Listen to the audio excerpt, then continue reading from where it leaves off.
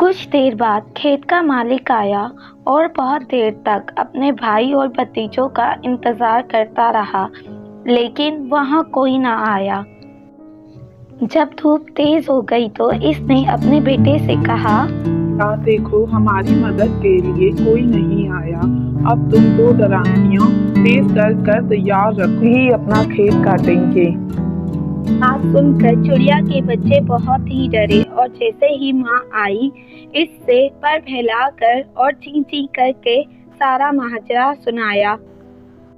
ये बात सुनकर चिड़िया ने कहा, ए बच्चों, अब हमें यहाँ से जरूर चले जाना चाहिए।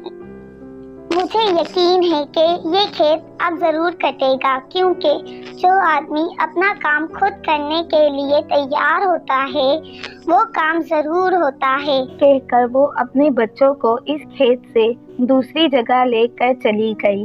अगली सुबह खेत कट गया, लेकिन उससे पहले चिड़िया वहां से अपने बच्चों को लेकर जा चुकी थी।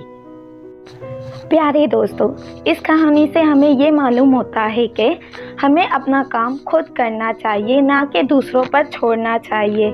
अल्लाह हाफिज़।